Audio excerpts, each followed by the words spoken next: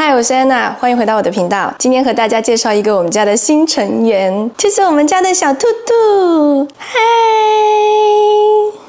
如果喜欢我的影片，欢迎关注我的频道，也可以来 IG 找我玩哦。它的名字叫喜恩，是一只垂耳兔。它来我们家已经第5天，它是11月20号出生的嘛。它有一边的耳朵已经垂下来了，还有一边耳朵呢是翘翘的。我以为垂耳兔生下来耳朵就是垂的，没想到它是要长一阵子之后，它的耳朵才会慢慢垂下来。今天就借着跟大家介绍我们家的新成员呢，跟大家分享一些像我这样的养兔新手也没有想到的一些事情，跟这个快1个礼拜的时间里面，兔子来我们家发生了哪些事情，跟我们做了哪一些准备。其实我们很早就在考虑要养兔子，因为我2个小朋友都非常喜欢小动物，也很喜欢小兔子。在经过了好几轮我们的家庭大会之后，我们终于在最近决定说，好，养一只小兔兔。这只兔子来我们家之后，大家的工作到底是什么，都确定了所有的问题之后呢，我们非常慎重的养了这只兔子。先跟大家分享一下，在养兔子之前，家里要做什么样的准备。这应该是很多人想要养一只兔兔之前都会想要知道的问题。首先就是我刚刚讲的，就是你跟你的家人之间要有一个非常明确的共识，不论是你跟父母同住，还是跟朋友同住，还是跟你的孩子同住，就只要你不是一个人住的，那是一个家族一起住的，养育一个生命的这个事情呢，就是都是很慎重的一个问题，所以大家都要讨论好，不要就是到时候带回来之后就发现说，有一个朋友或者有一个家人，他对这个动物他过敏，然后呢就不能养了，或者说有一些人他可能会有一些，比如说怀孕的迷思或者怀孕的忌讳吧，很多人还是有的，对不对？就是觉得说，不要讲台湾，我觉得哪里都有生小孩怀孕这个禁忌就特别多。这可以单独开一集聊一聊，跟大家讲我怀孕2胎过程中听到的怀孕不可以干什么，生小孩不能干什么，就是可以讲很多，所以今天不要讲。如果你的同住的家人他可能会反对怀孕的时候养小动物，你都要先考虑清楚。首先我们的人类的问题先解决，然后解决完之后呢，就是去采购一些物品，这个部分就比较简单。像兔子这一类的小动物呢，我们统称为小宠，区别于猫啊狗啊这一类的比较大一点的宠物。我们的小宠呢，它的各方面相对的配备啊成本就会比较低一点。其实所有的家当就都在这里了，就是这样一个笼子，而且我还是买的比较豪华的。它里面一定要有的就是躲避屋，因为兔子在野外的时候，它就会挖个洞把它躲起来，但我们不能让它在我们家挖洞嘛，所以你要给它一个它可以躲的地方。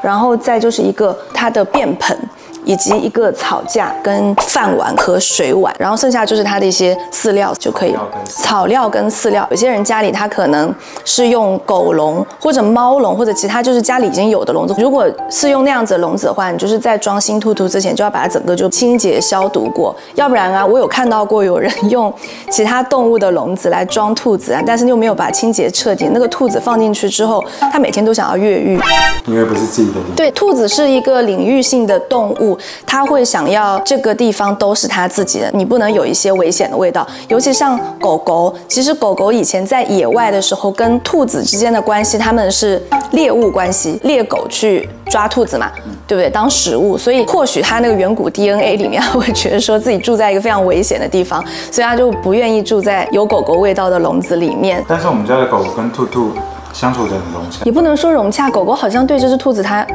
也没什么兴趣，兔子呢也不怕这只狗吃醋。对，狗狗吃醋很厉害。兔子来我们家的第1天、第2天，狗狗很明显的一个反应就是它开始久违的乱大便。平安讲在我们家，它尿尿是定点，可是它便便就是在地上便，可是它通常就是在尿垫旁边大1、2根有味道这句话。但是呢，就是在兔子来的前1、2天，它就开始就是一地就是全部都是大便。通常平安讲如果生气，它就会干这件事情，抗议，把地盘尽量画大一点。平安讲他现在就在生气，他躲在沙发下面，而且他一直在争宠。就比如说有人说，兔兔好可爱，他马上就冲到兔笼旁边，对兔子来我们家是有一点小意见。但是兔子它没有什么反应，他甚至有一次看到平安整个垂下来，我们还想说是不是看到妈妈了。对，因为我们家的所有动物都是长同一个颜色，喜恩的颜色也是这种奶茶色，平安奖也是奶茶色。当兔子第一次看到平安奖的时候呢，它的耳朵就这样垂下，因为兔子它只要是紧张的时候，就会耳朵是竖起来的，然后再紧张就是会并起来，然后往后这样子。可是呢，它看到平安奖的时候，就整个两个耳朵，因为它垂耳兔嘛，两个耳朵就这样整个这样垂下来。所以我在想说，会不会是因为两只动物它们都是同样的颜色，然后在兔兔眼里，它会把平安奖当成妈妈或者爸爸，不确定。反正兔子就不算太害怕狗，然后没有什么特别大的反应。但是我们还是很有意识的把狗狗跟兔兔是隔开的，就不会让他们单独相处，因为还是会有担心一些不可预见的悲剧的发生。这个远古 DNA 我们不确定他们到底会造成什么样的后果。兔子来到我们家之后，前1到3天，我觉得抓5天比较保险，就是观察兔子那个状态。如果你的兔子来到你家里之后是那种非常非常害怕，一直躲着，或者它不吃东西或者怎样，尽量就是让它独处一阵子，对它的那个领地有相当的信任感，它确信它的领地是安全的情况下，你再跟它去多互动，不要随意的进去它的笼子，不停的把它抓出来。那我们家是坚持了差不多3天左右，我们不去碰它，让它真的很安心的在里面吃饭睡觉。所以你看它现在其实是这个状态，呈现睡死的状态。我听说就是兔子如果是非常非常非常放松的话，就会这样走一走就突然翻倒，就是可能会让没有经验的人会觉得说，哎，我的兔子是不是发生什么意外？我们家这只兔子呢，我觉得它算是非常亲人，然后胆子也很大。它其实刚来第1天，它就没有在害怕，对不对？没有。他坐车的时候耳朵有竖起来。对，他从兔舍来我们家的路上的时候，我们是把它放在一个堆满草的盒子里面，然后我就偷偷的从那个洞里面看它的耳朵就是这样一直竖，非常非常警觉，然后拼命的在那个盒子里面挖洞。但结果一来我们家把它放进去之后呢，它就绕了一整圈，然后东看看西看看啊，开始就吃东西喝水，就好像很熟悉的样子，然后也没有很怕我们，并且它非常喜欢被抱抱。跟他讲说，哎，陈喜恩要不要抱抱？他马上就冲到那个门旁边来抱抱，这样子会站起来，超可爱的。他完全就没有害怕我们家。大家都知道我很喜欢白颜色，所以当然兔笼也不意外，白色的装潢的一部分，所以也都是白色。所以我其实给他用的是这样子的一个滚珠水壶。结果呢，就万万没有想到，就是我不确定是因为这个滚珠这个珠子这里太小了，还是怎么样，那出水量可能有点小，就是幼兔它可能没有办法那个舌头可以一直舔一直舔。我发现它去那个这个嘴巴附近闻了一下之后呢，它就放弃了。当时我们装满这个水壶的时候，我是有用这个红色橡皮筋的，大家都有买便当送的那种橡皮筋，就是这样子绑在上面，就做一个记号。然后如果会用水壶的小兔子呢，当它喝水，它嘟嘟嘟嘟嘟嘟嘟水，你就会看得到就是越来越少。但结果就是，其实我们的兔子来我们家3、4个小时都没有喝水。我有看这个养兔快速上手篇，就是店家给我的，上面就是说饮水对兔子非常重要。如果幼兔喝水不足呢，它就会染病死亡。就是所以我们非常的着急，想说到底要怎么办。那情急之下呢，就拿了一个我们人类是不太容易踩翻的那种小碗，然后就装水放进去，结果发现给它就会喝了，然后不停的喝。所以呢，大家带兔子回来的时候呢，就是要先去测试一下，看一看。当然，我觉得最保险的方法就是问一下你买兔子的那个店家，兔兔原本习惯的水壶它是用什么的。如果你不是很在意那个水壶的样子的话，其实就是可以直接买它那个水壶回家就可以了，那是最保险的事情了。然后食物我就觉得就是很简单，我个人是觉得就延续它原本就是兔舍本来是吃哪一个的，就是不停的买原来的，它如果吃得好好的就没有必要去换。这是我们养过小孩的人的经验。比如说在选奶粉，你永远都可以看到某某品牌它的新主打的奶粉就有各种各样的营养元素，模拟什么母乳的成分。但是呢，就是养过小孩养第2胎呢，你就会知道说孩子喝下去比什么都重要。那些成分呢，其实大家都大差不差，该有的都有。所以我觉得养兔子其实也是一样，就它如果可以正常的在吃，正常的便便，就不用特别去换它，就是沿用就好了。草、饲料、麦片、酵素片，然后再跟大家聊一聊，就是养兔子之前我没有想到的事情。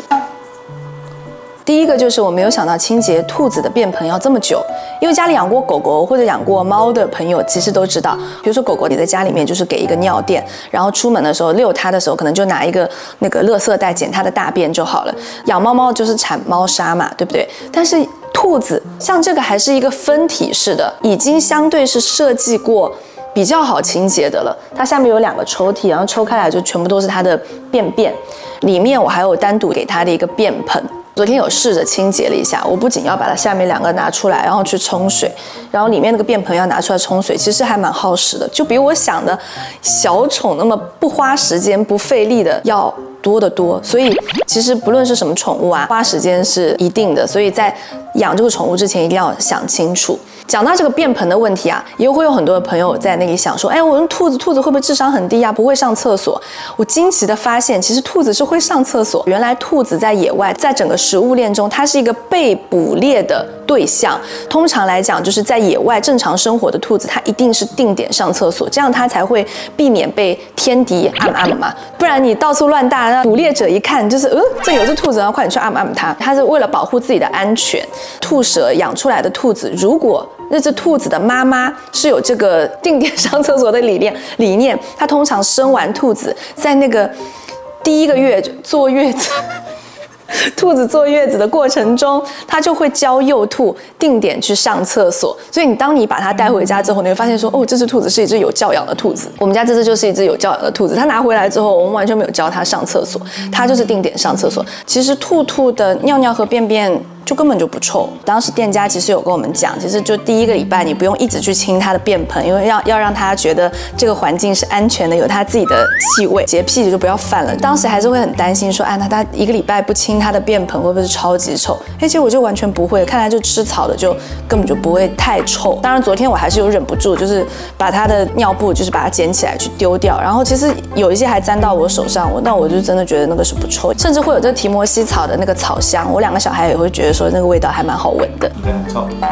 它是吃肉的，吃肉的当然就臭啊，吃肉吃鱼，对不对？就是很臭。还有一个兔子，它看起来娇娇弱弱的，柔柔小小的，对不对？但其实它完全不怕冷，因为这几天刚好寒流嘛。然后我们在带兔子回家之前呢，陈老师还在讲说，我们要不要去买个暖灯？感觉它好像这么小小的刚出生，会不会就是很怕冷？结果那兔子店的老板就制止了我们这个想法，因为除了兔子刚出生的那一个刹那，它可能还没有毛，当它毛发一长出来之后呢，它就会变得非常的怕热，尤其像我们现在在高雄。那寒流就是寒流来寒流没来，就是20度以下或者20度以上的那个差异，所以其实我们的室内就是完全不会到寒冷的程度。那对于他来讲，他就完全不会冷。后来想想看也是啦，要不然我们怎么会在冷的时候会去买什么兔毛毛衣、兔毛围巾这种东西？可以的吗？兔毛现在还可以做？兔毛可以，又不是皮草毛嘛。有一些兔子，比如说安哥拉兔，它的毛特别长，拿来给我们就是织毛衣啊、织围巾啊。跟绵羊的意思。对啊，就是剪毛，因为它长就会长成一坨球，就是为了给你剪毛。我还有一个事情没想到的，那条童谣小白兔排又排2只耳朵竖起来，爱吃萝卜爱吃菜。结果就3个月前，它根本就是不能吃萝卜，不能吃菜，不能吃任何的蔬果。我刚带这个兔子回家，我妈就说：“你家里有准备萝卜吗？”然后包含像我儿子跟女儿都说：“妈妈，我要红萝卜。” Rabbits like carrots. 但结果就是3个月以前不要给兔子吃新鲜的蔬果，就主要是以草跟干粮为主，这样子它的肠道会比较健康啊。对，然后想要分享兔语言这个事情，因为兔子它不像狗狗，那个意见很多，就是有各种各样的叫声，或者它比较活泼，在家里面跑来跑去。兔子它一直在笼子里面，它回来的时候，我们也就好奇了一下，它有些行为到底是什么意思？就比如说它突然舔我，后来呢，陈老师就 Google 了一下，就发现说舔我，它是对我这段时间的表现，他表示肯定，就是你干得还不错，他表达认可我。然后还有转圈圈，喜恩他就很喜欢在笼子里就是这样窜来窜去，就是一个人好无聊，快点来陪我玩。所以兔子其实真的，或许它也会有一些性格的不同。我们家这兔子真的就是蛮贪玩的，我们家所有的小孩都很贪玩。兔子语言里面，你拿下巴去蹭东西，就代表说这个东西是我的。我好像暂时没有看到他下巴蹭。他有蹭那一个他的盆，他的碗盆。他必须蹭啊，不然他怎么吃饭呢？对啊，好，反正这就是我们看到的一些说明。就是如果你看到你家兔子拿下巴蹭什么东西，就证明他觉得那东西是他的，就不要侵犯他的东西，因为兔子是有领地的。单脚跳，开心。单脚跳，兔子有4只脚。我不理解。如果你看到人家单脚跳，记得拍下来跟我分享。我还是蛮难想象一个40脚动物要怎么单脚跳。好，以上就是我这1个礼拜和兔子相处下来的一个小心得。我也很开心，我们家就是加入了养兔大军。以后大家应该会时不时的在我的 IG 啊或者限动看到兔子的一些瞬间。这世界上怎么会有这么可爱的小生物？也希望今天的影片呢，可以对即将养兔兔的你，或者对兔兔感兴趣的你，有一点点小帮助。如果喜欢我的影片，欢迎点赞分享，也欢迎订阅我的频道，也可以来 IG 找我玩哦。好，今天大家看到这支影片呢，是2023年的12月28号，也是我们2023年最后一次跟大家更新的影片。祝大家2024年平安健康，所有的心愿都可以达成，求财得财，求爱得爱，每一个人都平平安安，幸福快乐。我好会讲吉利话，怎么会有这么会讲吉利话的 YouTuber？ 我是安娜，我们明年再见啦，拜拜，新年快乐，嘿。